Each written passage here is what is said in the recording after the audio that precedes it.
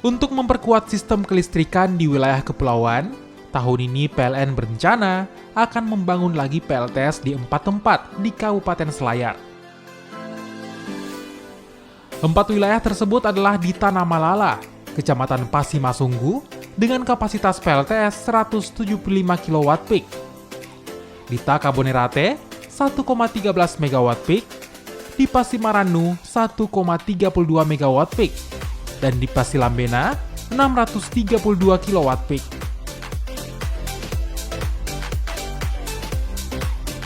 Hal ini disampaikan General Manager PLN Unit Induk Wilayah Sulsel Rabar, Awaludin Hafid, saat meresmikan PLTS hybrid yang telah dibangun di Desa Parak, Kecamatan Bontomanai, Kabupaten Kepulauan Selayar.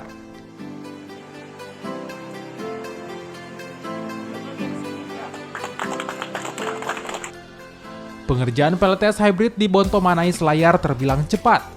Dimulai pada bulan Juli 2021, dioperasikan pada akhir Desember 2021, lalu diresmikan pada 15 April 2022.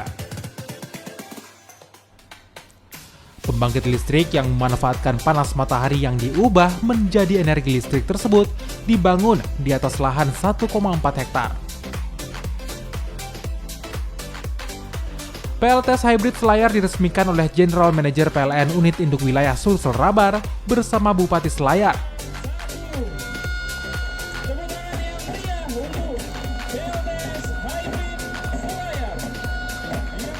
PLTS dengan kapasitas 1,3 MW peak itu merupakan PLTS kedua di Indonesia dan yang pertama di Sulawesi.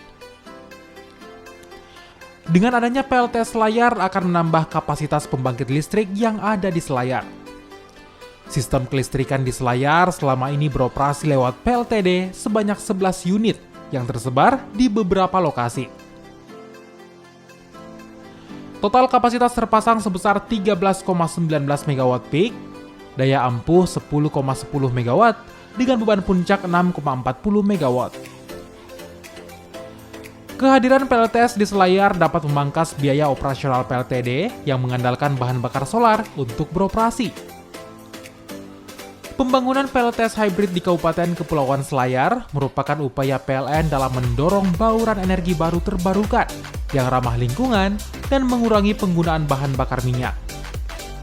Selain itu, kehadiran PLTS juga akan memperkuat sistem kelistrikan di wilayah Kepulauan Selayar.